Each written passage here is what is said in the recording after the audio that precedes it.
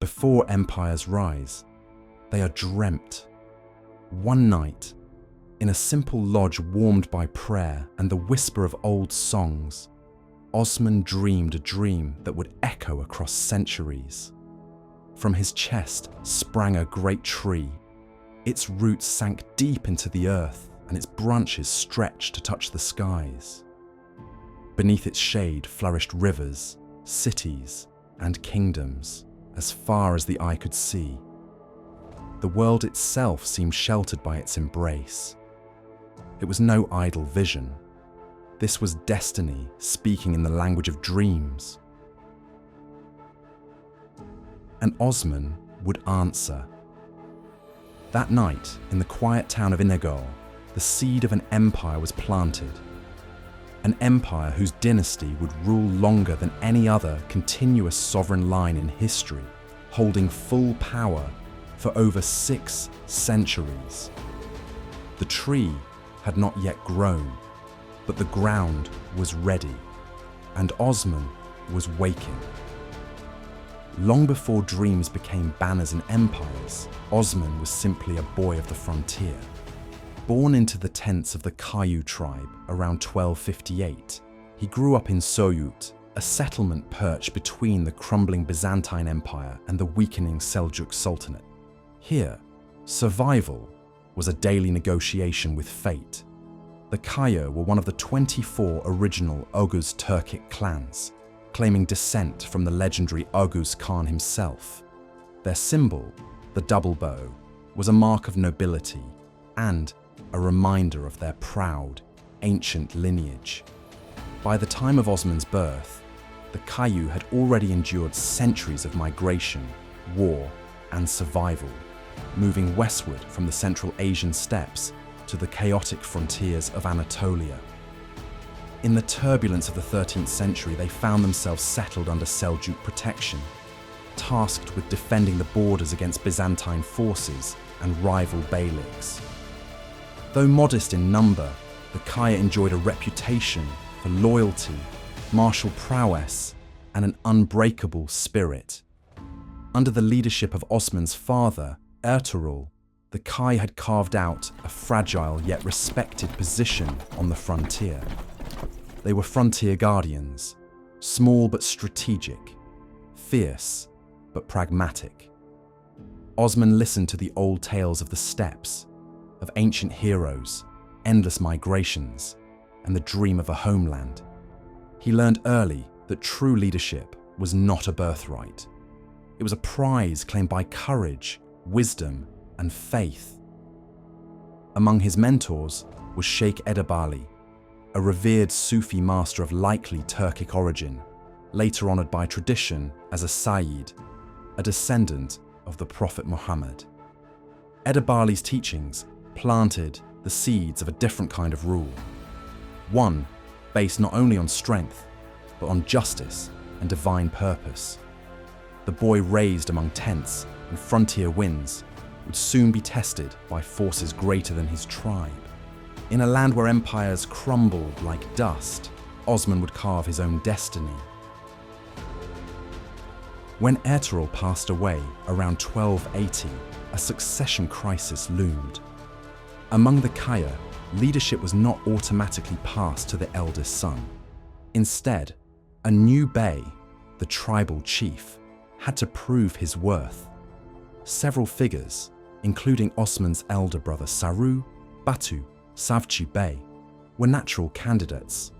Savcı, older and respected, seemed the obvious choice to many.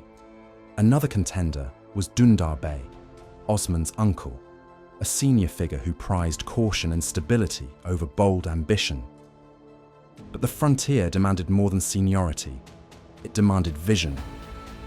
While Savcı had experience, Osman had the loyalty of the younger warriors and Ghazis, Muslim frontier fighters driven by the ideal of holy struggle, Gaza.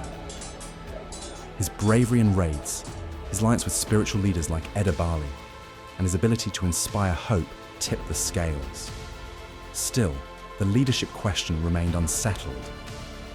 Tensions simmered, waiting for events to decide what debate could not.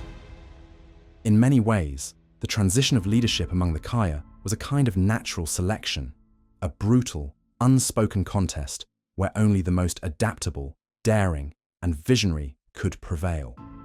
This was not unusual. Among the Turkic and Mongol peoples for centuries, leadership was often decided not by birth order, but by strength, charisma, and the ability to command loyalty in times of chaos. Blood ties gave a claim, but survival and victory sealed it. On the chaotic frontier, survival demanded more than pedigree. It demanded the kind of relentless spirit that could turn chaos into opportunity. In the midst of this uncertainty, a traditional account tells of another dramatic twist. Osman's growing raids on Byzantine territories provoked complaints to the Seljuk Sultan, Alaeddin Kaykubat III. Summoned to Konya to answer for his actions, Osman was arrested and brought before the Sultan. Rather than punishing him, the Sultan, influenced by advisors, sent Osman to the court of Hacı Bektaş Veli, a revered Sufi mystic. According to tradition, Hacı Bektaş Veli saw in Osman a light of destiny. In a symbolic act, he wrapped his own turban around Osman's head, a gesture signifying spiritual approval and leadership. Returning to Konya with Hacı Bektaş's blessing, Osman gained the Sultan's favour. Whether fact or legend, the story reflects a greater truth. Osman's rise was sanctified not only by sword and tribe, but by the spirit of faith. Meanwhile, fate dealt with rivals. In the Battle of Armenia Belli, Osman fought fiercely against Byzantine forces. Among the fallen was his elder brother Savcı Bey, who died in battle defending their people. With Savcı gone, one major rival to Osman's leadership vanished. Another challenge soon emerged. Dündar Bey, alarmed by Osman's ambitions, reportedly sought to curb his nephew's aggressive campaigns. According to early Ottoman chronicles, Dündar's resistance grew into rebellion, forcing Osman to make a painful decision. Drawing his sword, Osman executed Dündar.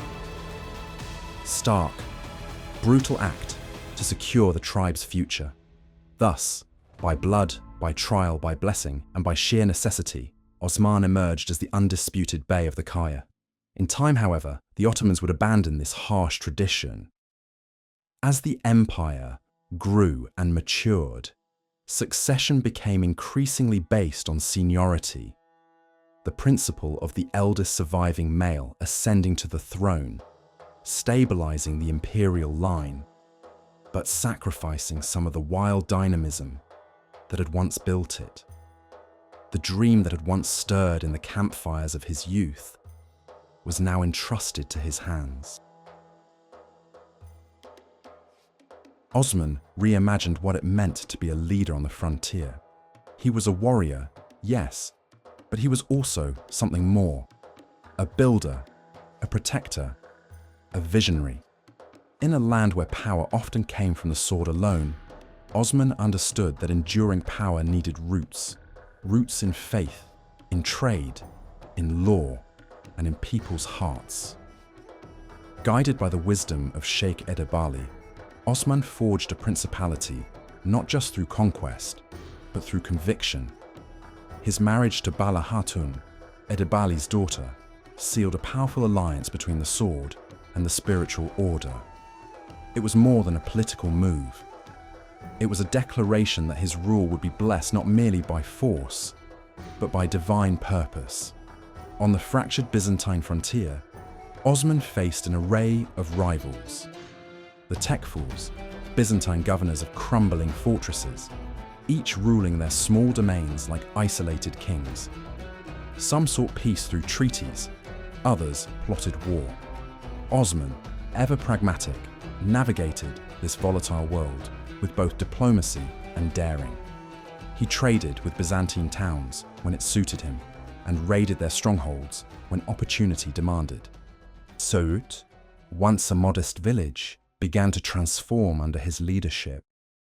Markets flourished. welcoming merchants from distant lands. Scholars and Sufi mystics found safe haven. Warriors rallied to his banner, drawn not just by the promise of spoils, but by a leader who spoke of destiny and justice. In a pivotal act of sovereignty, Osman instituted the khutbah, the Friday sermon, in his name. This act came not immediately but gradually as the authority of the Seljuk Sultanate faded into formality. For decades, the Seljuks had served as the nominal overlords of Anatolia's Muslim beyliks. But their weakening under Mongol pressure left a vacuum. As the sultans in Konya grew silent and symbolic, Osman's actions became bolder, and reading the khutbah in his name marked a shift from vassal to sovereign. In Islamic tradition, the khutbah was more than a prayer. It was a public proclamation of legitimate rule. To hear the preacher invoke a leader's name from the pulpit was to recognize him as the rightful authority over the land and its people.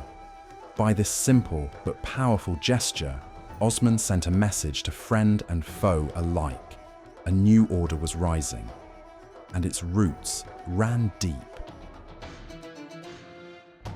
Osman's principality was still small, a fragile spark amid the ruins of empires.